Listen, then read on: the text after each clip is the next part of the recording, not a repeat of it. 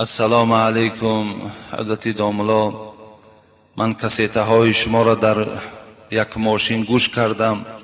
سخن های شما به من بسیار معقول شد. برای همین از روز پنجشنبه از یک قشلاق دوردست دنقره برای 2 سوال آمدم. التماس همین روز سوال مرا جواب دهید. مرا برای انگشتی شهادت را برداشتن مسخره میکنند، وهابی میگویند و میگویند که از 18 فاسد کننده نماز 1 تایش انا همین است.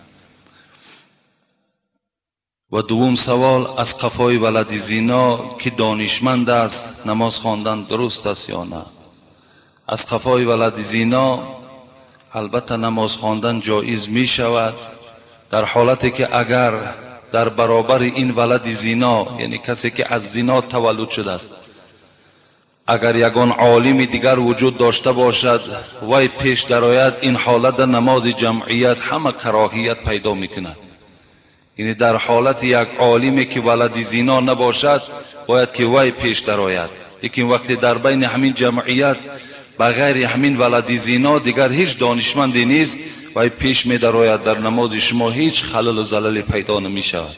سلام دوستو، بسیاری شما از پروستاتیت تقسیم میکشیده. مرحمت برادرها، به شما توصیه میتونم полноценный курс лечения برای پروستاتیت. انشالله که هم مردانگی به خود میکنه، همچنین желание هم خوبگی خوب میکنه، هم برای گرده، معده، قد رودها به حد افکتیو نه. تریلیبوس ماسین، 2 دانه روغن خیلبا، 1 تا قیصل هندی، 2 پاچکا فیتو سویچا. غیر از این شرکت شفافارما برای شما هجامه به پول را پیشنهاد می‌نماید. کسانی که در شهر مسکو قرار دارد هم رفته هجامه کنند، هم داروهای خود را دسترس نماید. مرحمت. زیرا که این فرزندی که تولد شده است این هیچ گناهی ندارد. همه گناه همون پدر یا گویم همون مرد یا همون زنی که در این آفت، در این معصیت چنگ زدن، انا اونها در نزد خدا مسئول و گناهگار هستند. این ولد زینا هیچ گناهی ندارد، فقط از حساب همون مادری فاسقه و فاسدهش گویم در این یک خیلی بیچاره یک مصیبت وزنین، یک داغ در حیات او پیدا شده است. لیکن برای برداشتن انگشت که در حالت التحیات ما و شما میخوانیم، وقتی اشهد ان لا اله الا الله گفتن دمی برداریم، اشهد ان لا اله دمی برداریم، الا الله دمی پرتاییم. وقتی انسان مسخره میکنن، وقتی انسان وهابی میگویند، باور کن وای شاید که در وجودش هیچ از ایمان و اسلام چیزی وجود نداشته باشد که وقتی انسان عمل سنت پیغمبر در چنگ میزند و یا مسخره میکند که تو وهابی هستی. اگر وای وهابی باشد باز یک سخن دیگر گفتنی بدم. از این خاطر برداشتن انگشت این سنت است. انگشت ها را بردارین. من یک بار دیگر در این موضوع گفته بودم، کسی می بردارد ثواب میگیرد، کسی نمی برداری به همون انسانی که انگشت چه می بردارد خلل نرسان، خلل نرسان، زیرا تو علم نداری. اگر تو علم داشته باشی مرحمت بیا نزد ما. کجا در 18 فاسد کننده نماز در برداشتن انگشت است؟ اگر در کدام کتابی هم که باشد این سند ندارد، این قول رد است، این دلیل ندارد در فاسد کننده نماز برداشتن انگشت باشد. وقتی که 35 36 حدیث پیغمبر خدا در باب برداشتن انگشت باشد، این از کجا از فاسد کننده است؟ وقتی پیغمبر خدا میگه هی اشد علی الشیطان من الحدید، وقتی این حدیث پیغمبر خدا همین برداشتن که شما میبردارین انگشت اشهد ان لا اله که برداشتین، وقتی میگذارینش همچنان است که در سر شیطان شما با یک آهن زده باشین. اینقدر ثواب دارد.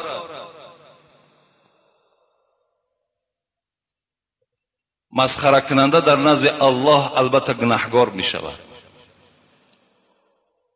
من به همه شما مراجعت میکنم، بردارین ان شاء الله ثواب میگیرین.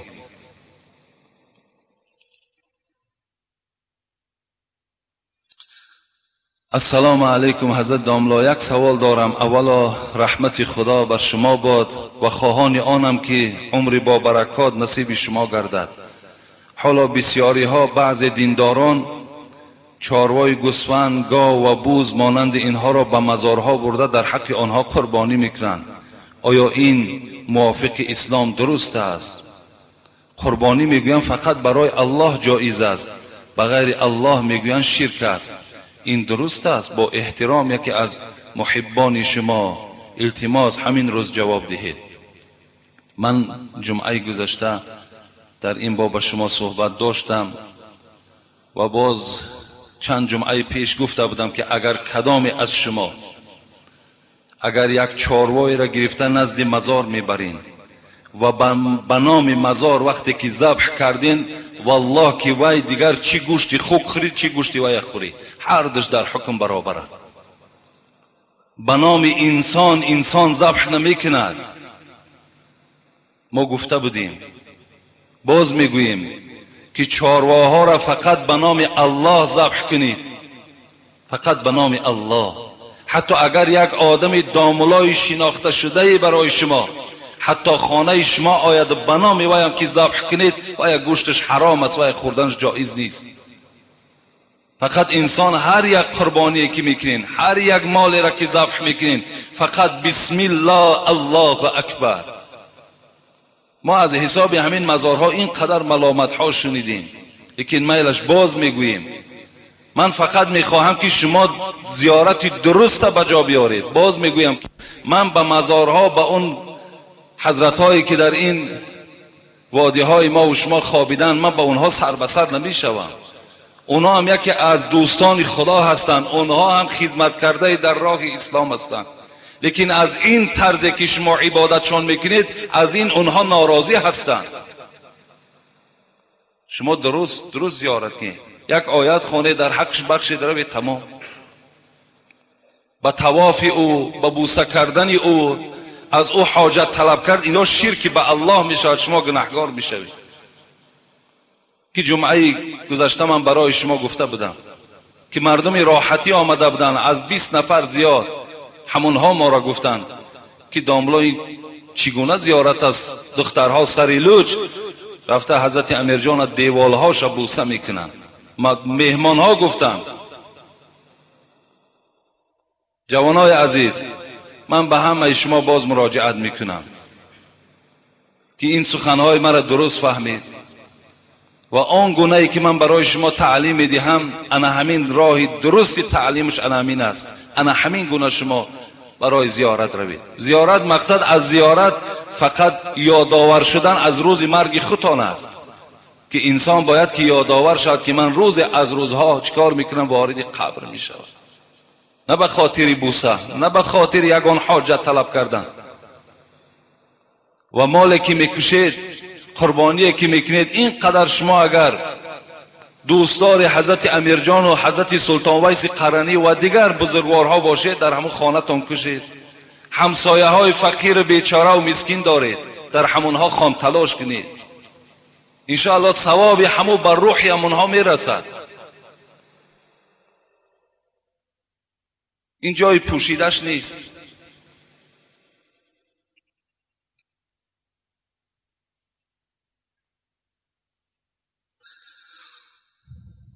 بسیار ضرور. السلام علیکم داملای محترم حاجی میرزا. اولا دعا میکنم که با شما علم لدونی و علم نافع باز هم نصیب و روزی گرداند. من یک سوال دارم، آیا زرد میلش هر کی ما را ملامت میکنه کردن گیره، این منبر جای ملامت هست، اینجا جای استراحت نیست. اینجا جای هست که این وقتی من این صحبت میکنم به ضرر چندین نفر آدم است. بعضی آدم ها باور کنین از مزارها آمده شکایت کردن که زیارتچی کم شده است. دوست را پیغمبر گفتن ممکن یا ممکن نه. آیا خدا را اعتراف میکرد نمیکرد؟ من وقتی به تاریخ نظر کردم 90% مورخها به این رفتگی هستند که زردوشت منجم بود. اینی گویم یگان حکیمی بود در پیغمبریش هیچ دلیل‌های وجود ندارد. حتی در همین 4 کتابی که چه انجیل، چه تورات و چه زبور و چه قرآن، در هیچ کدام این نام زردشت ذکر شدگی نیست. از این خاطر الحمدلله که ما امروز دین داریم، دیگر حاجت نه به دین زردشت داریم نه به دین نصرانیش داریم. مادام قرآن آمد، پیغمبر ما که آمد، همه دین ها منسوخ شده. و شما یقین دانید که این نصرانی هایی که امروز عبادت دارن، امروز حضرت عیسی را پرستش میکنن، این دین اینا خیلی تحریف شده است. این انجیل خیلی دیگرگونی ها کردگن، انجیل اساسی وجود ندارد. اگر انجیل اساسی وجود می داشت، این قصه هایی که در قرآن آمده است که حضرت عیسی نام پیغمبر ما را اون زمان ها گرفتگی بود، اونا همه اونا باید که در قرآن می آمد یا در انجیل ثبت می شد، لیکن وجود ندارن. همه اونها را دشمن ها گرفتن. برای من نه حاجت به دین زردشتش داریم نه به دین نصرانیش داریم. این الدین عند الله الاسلام است. فقط خدا خودش میگه دینی که در نزد من قدر دارد، دینی که در نزد من اعتراف دارد، دینی که من صاحبای اون روز قیامت نجات میتونم، فقط اسلام است و خلاص. به هیچ نرخ، به هیچ منصب دین هاتون نفروشین که این دنیای 2 روزه است. فردا پشیمان میشوین، دیگر فایده تان نمیکنه. امروز بسیاری ها آمده میگویند که برادرها با چند مبلغ دین ها دین فروشی میکنن و دیگر میکنن. من انشاءالله باوری دارم این مردم ما هیچگاه به این دین قدم نمیزند، هیچگاه. انشاءالله باوری کامل است.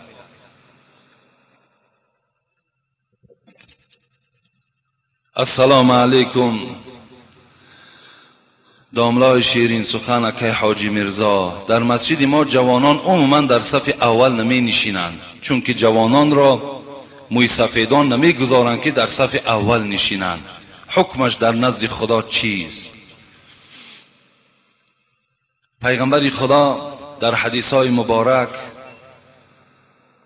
برای احترام موی سفیدها گفتگی ها دارد. ما موی سفیدها را البته احترام میکنیم، به قدر موی سفیدها میرسیم، زیرا روز از روزها شما هم موی سفید میشوید و میخواهید که باید که باز جوانها شما را هم چیکار کند؟ احترام کنند. ما همه وقت باید که احترام موی سفیدها کنیم، احترام همون مادرهای پیرانسال به جا بیاریم. لیکن در مسئله در صف اول ننشستن جوانها، اینجا موی سفیدها حقوق ندارند. یعنی وقتی جوان است می آید، وقتی در صف اول در مسجد می نشیند، حتی داملا هم حقوق ندارد که وی از جاش خیزاند یک نفر دیگر در اونجا نشاند. زیرا اونجا جوانی هست که از ساعت 9-10 بیچاره برای که من در صف اول نشینم و صحبت را خوب گوش کنم گفته از راه های دور آمده با یک اخلاص خیلی بلند حاضر می شوند. اگر ما وی از دستش گرفته و مثال از جاش خیزانیم، آیا در این ما و شما گناهگار میشویم؟ در مسجد هیچ کس حکم کرد. حتی حبیب خدا را بینید، لا تعظیمونی فی بیت ربی، مرا در مسجد الله چیکار نکنید؟ تعظیم نکنید گفتن. از این خاطر کدام جوانی که در صف اولم که باشد، اگر همون موی سفیدی که آمد از پس همون جوانم که نشست هر جای خالی یافت و نشست، انشاءالله در این ثواب میگیرد از اوی که یک جوان از جاش میخیزاند در جای وی می نشیند. این در حقوق ندارین. من برای کارهای دینی قائم میشوم، پدر و مادرم صد راه من میشود. از کارهای ثوابی که من انجام میدهم پدر و مادر من هم در این کار ثواب شریکن یا نه؟ البته شریکن. اگرچه اونها صد راه تو هم کشوند، لکن تو در مسئله اطاعت الله پدر و مادر هیچ کس اطاعت نمیکنه. اگر وقت پدر و مادر فرزند نگذارد که مسجد رود، نگذارد که نماز خواند، نگذارد که روزه گیرد، اینجا در فرزند حقوق دارد که گوید پدر و مادر من سخن تو را نمیگیرم، من سخن الله را میگیرم. زیرا پیغمبر خدا گفتگی هستند که در گناهگار شدن نزد پروردگار سخنی کسی نباشد، بنده نباشد و یا رد کنید گفتند. لیکن البته مادامی که اونها سبب به دنیا آمدن تو شیدگی که هستند، در ثوابهای تو البته شریکند. در حقشان دعا کن که خداوند اونها را مثل تو توفیق نصیب کند. درباره منافق کمی صحبت می‌کردید. با احترام مخلصان شما از شهر دوشنبه. قال رسول الله صلی الله علیه و سلم: اربع من کن فیه کان منافقا خالصا. پیغمبر خدا گفت اگر در کدام از امت من 4 خصلت وجود داشته باشد، 4 فعل وجود داشته باشد، وای منافقی تازه منافق است، بسیار تازه منافق است. این کدام عمل ها باشد؟ اذا اؤتمن خان، هر وقتایی که اگر امانت گذاری پیشش خیانت میکند. خواه از مال دنیا باشد، خواه از یک برادر میرویم ما یک سیر دل ما نمیگوییم، میگیم برادر همین نزد تو امانت، اگر همون سیر دلی تو را رفته و آشکار کرد، اینم علامت منافقی هست. یا اینکه اگر در پیش او یک بار میمانی، یک مال میمانی و میگویی که من یک روز بعد یا یک ماه بعد از این مال خود خبرگیری میکنم، تا آمدن تو اگر در مال تو خیانت کرد، از مال تو چیزی گرفت، اینم علامت منافقی است. و اذا حدث کذب. دوم پیغمبر خدا گفت کدام انسانی که از امت من اگر دروغگو باشد وی منافق است. دروغگو اینم منافق است. و اذا عاهد غدر. وقتی اگر عهد و پیمان میکند در عهد و پیمانش وفا نمیکند. هر وقتی که وعده میکند در وعدهش خلاف میکند. اینم نشانه منافقی هست. و اذا خاصم فجر. آخر در حضرت گفتن کسی که اگر از امت من جنگ میکند و دشنام میدهد، اینم علامت منافقی هست. یک روز ما بین عصر شام در مسجد ما موعظه ها داریم. در باب همین منافق ما کمی صحبت کرده بودیم، حتی گویم بعض عصبانی هم شدیم، گفتیم قریب امروز 90% امت پیغمبر قریب منافق است. چه از حساب دروغ گفتنشان، چه از حساب امانت خیانت کردنشان، چه از حسابی که وعده را وفا نمیکنند، چه از حساب دشنامهایی که میدهند. لیکن یقین دانید که منافق خداوند در قرآن خبر میدهد که در پسترین آتش دوزخ است. هر یک طبقه که در دوزخ وجود دارد بالای و عذابش کمتر است. تا چند اگر پایان رفتن که گرفت همون قدر عذابش وزنین می شود. پیغمبر خدا را پرسیدن آسان ترین عذاب دوزخ کدام عذاب است؟ آسان ترینش. پیغمبر خدا گفتند همان مرد گناهگار را میارند و در پیش او یک پای افضال آتشین میگذارند و میگویند پایهات در همون پای افضال داخل کن. وقتی این آدم گناهگار پایهاش که در پای افضال که میدازد، با مجرد همون پایها در پای افضال جای گرفتن میگوید همون مینه سرش میجوشد. این عادی ترین گفته است، سبک ترین عذاب دوزخ است. تصور کن که منافق در پسترین است، چند قدر عذاب دارد. در کدام انسانی که اگر همین علامت ها باشد، این یکی از علامت های منافقی هست. این باید که ترک سازد. سلام علیکم اکای حاجی مرزا. ما یک گروه مخلصان شما از شما خواهش داریم که درباره ملاهایی که ایمان مستحکم ندارند و ما در شهر دوشنبه داملای داریم که از مردن میترسد و امر معروف نمیکند. اگر شما در این موضوع یک ثبت کسیتوی میکردید بسیار خوب میشد. پیغمبر خدا میگوید صلی الله علیه و سلم انما انا والله یهدی انما انا قاسم والله یعطی. پیغمبر خدا میگوید ما با این قدر شرفی که دارم، با این حبیبی که در نزد الله دارم، وظیفه من تبلیغ است، وظیفه من دعوت است به سوی بندگان خدا. باید بندگان خدا را من دعوت کنم به سوی یگانگی الله، به سوی عبادت پروردگار. این وظیفه من است گفت و وظیفه تمام امت من هم انا همین است که باید که امتان من چی باشند؟ مبلغ باشند، تبلیغچی باشند.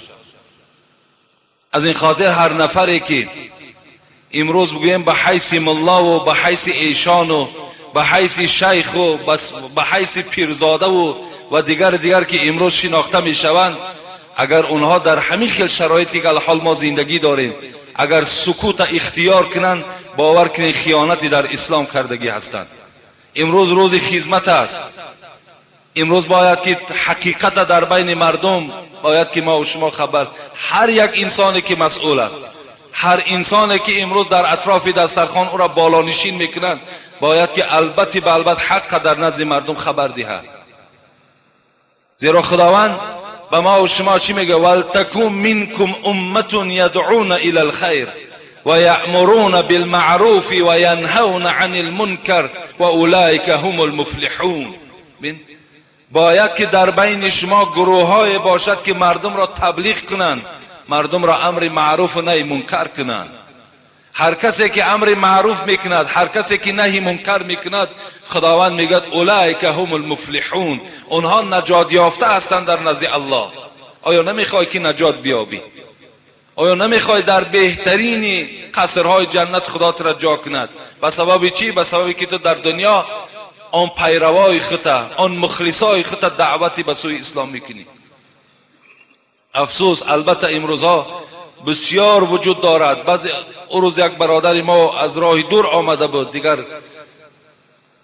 ریان و شهرش نام نمیگیرم، گو معرکهای خیلی زیاد میکنیم لیکن تماما امر معروف وجود ندارد. میآیند ایشانزاده ها، میآیند شیخ زاده ها من میآیند، می نشینند، از خوراک استفاده میبرند، از مال و ملک خاندار استفاده میبرند، لیکن صحبت تماما وجود ندارد. حبیب خدا چی میگوید؟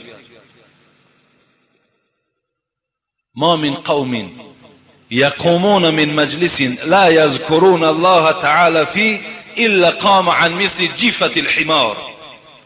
حدیث صحیح است. پیغمبر خدا میگوید اگر در کدام خانه‌ای که توی باشد، در کدام خانه‌ای که خیر احسان باشد، اگر مردم دعوت کردند، تمام اونها آمدند، در اطراف دسترخوان نشستند، فقط از طعام خوردند و از خدا و پیغمبر صحبت نکردند، الا قام عن مثل جیفة الحمار.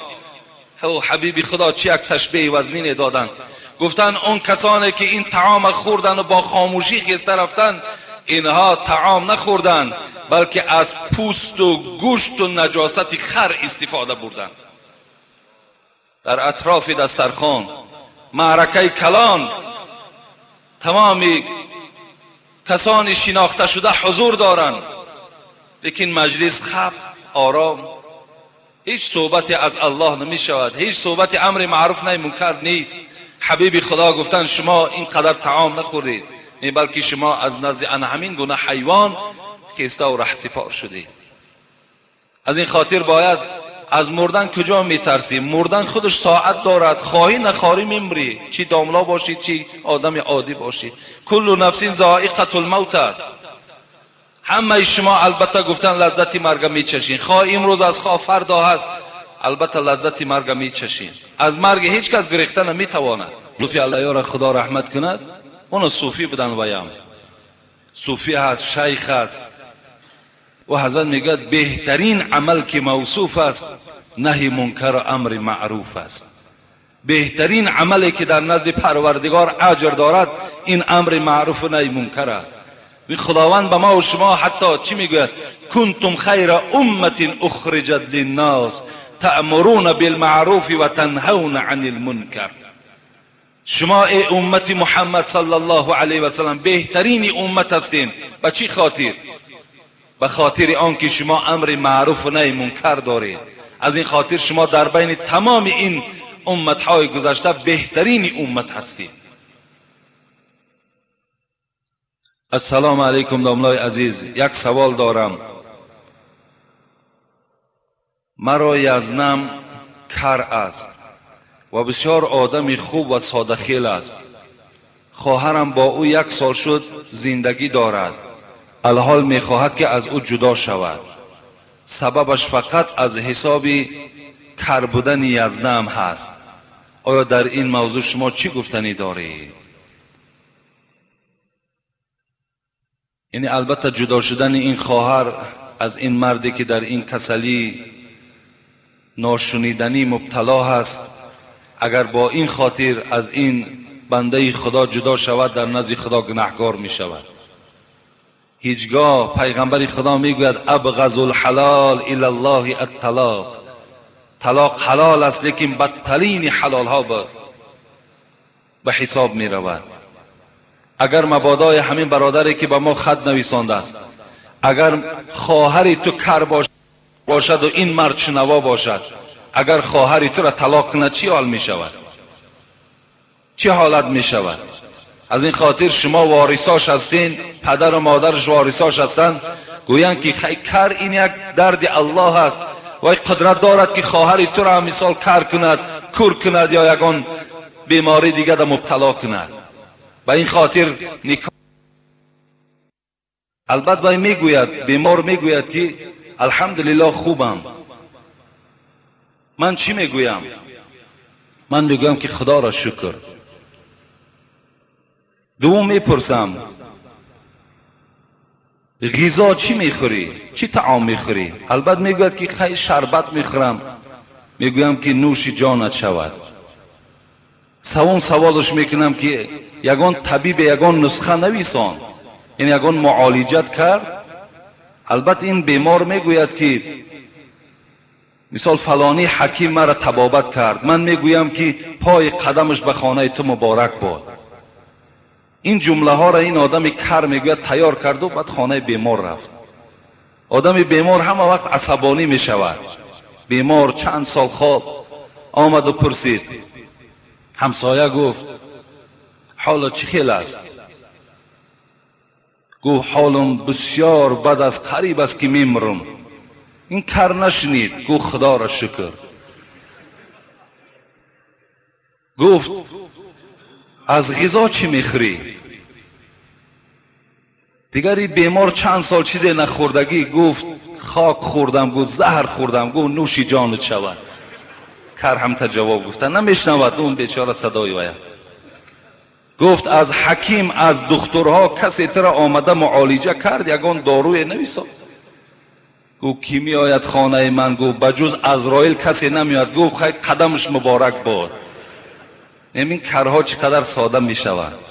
از این خاطر این یزنه کر یافتن هم این خودش یک دولت است، هیچی گپ ندارد. گیر یزنه